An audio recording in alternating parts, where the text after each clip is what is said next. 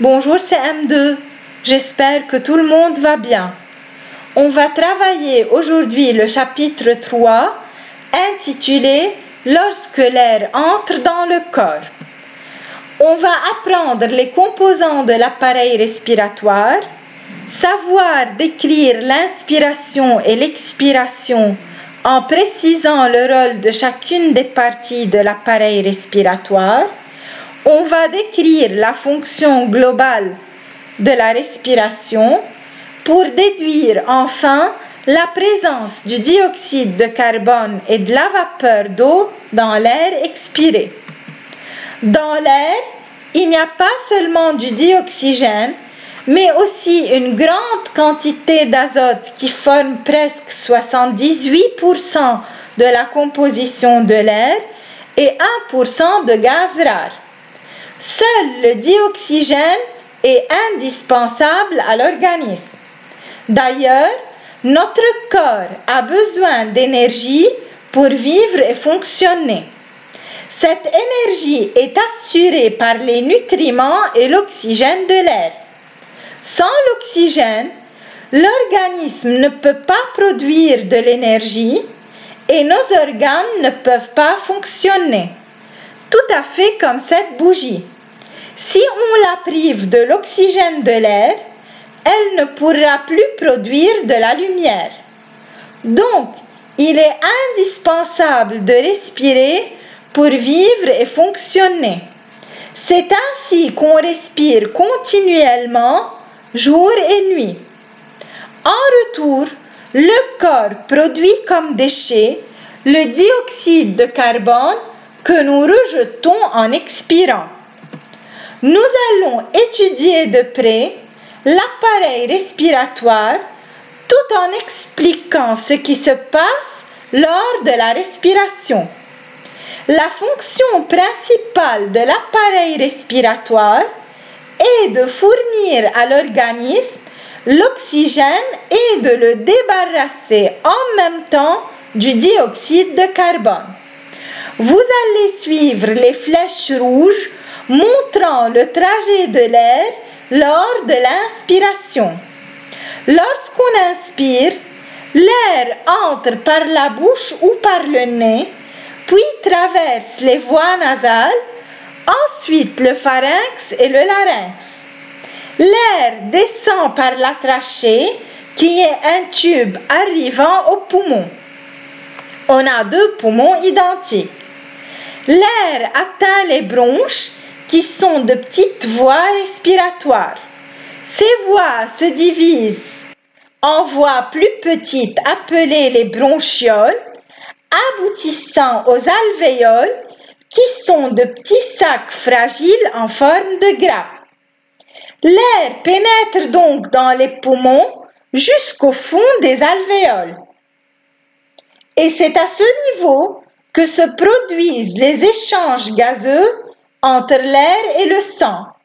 C'est-à-dire, le dioxygène quitte l'air pour passer dans le sang et le dioxyde de carbone s'échappe du sang pour être évacué en suivant le chemin inverse. Le sang distribue ensuite le dioxygène aux différentes parties du corps pour qu'elles puissent fonctionner. Par contre, le dioxyde de carbone sera expulsé dans l'atmosphère avec de la vapeur d'eau par expiration. Vous allez remarquer l'emplacement du cœur entre les deux poumons, mais attention, il ne fait pas partie de l'appareil respiratoire. Alors, la grande surface d'échange, richement vascularisée, c'est-à-dire riche en vaisseaux sanguins, au niveau des alvéoles, augmente la quantité de dioxygène entrant dans le sang. Donc, le sang s'enrichit en dioxygène en sortant des poumons et s'appauvrit en dioxygène ou bien s'enrichit en dioxyde de carbone en entrant dans les poumons afin d'être évacué de notre corps. Au niveau de chaque partie du corps, s'opère de même l'échange inverse des poumons, c'est-à-dire le sang délivre le dioxygène nécessaire à son fonctionnement et récupère de ses organes les déchets expulsés sous forme de dioxyde de carbone qui va être reconduit aux poumons et évacué par expiration. En somme, le rôle du système respiratoire est, en part, de capter l'oxygène de l'air afin de le distribuer par le sang aux différentes parties du corps et d'autre part, récupérer le dioxyde de carbone pour l'expulser. Observons les mouvements respiratoires. Lors de l'inspiration et de l'expiration, des mouvements sont bien visibles à cause d'un muscle principal, le diaphragme. Ce muscle assure les mouvements inspiratoires et expiratoires. C'est quoi un diaphragme alors? C'est une cloison, c'est-à-dire une séparation entre le thorax et l'abdomen. Lors de l'inspiration, le diaphragme se contracte, c'est-à-dire il s'abaisse. Ainsi, vous remarquez que la cage thoracique et les poumons augmentent de volume.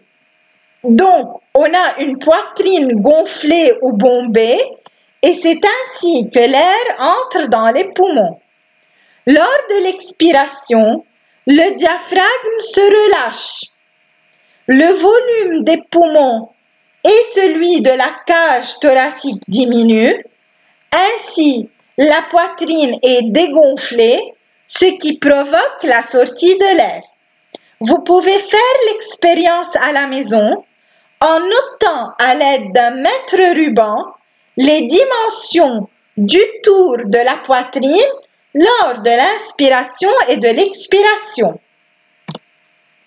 Pour voir en quoi l'air expiré est-il riche, on peut faire les expériences suivantes. On souffle sur un miroir. On voit la formation d'une buée bien visible. Donc, la vapeur d'eau est présente dans l'air expiré.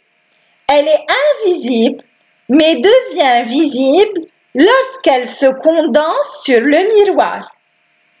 L'air expiré est riche en dioxyde de carbone. La présence du dioxyde de carbone trouble l'eau de chaud. En somme, l'air expiré est riche en dioxyde de carbone et contient aussi de la vapeur d'eau. On arrive à la fin de notre chapitre. Merci pour votre attention. Restez en sécurité et à la prochaine.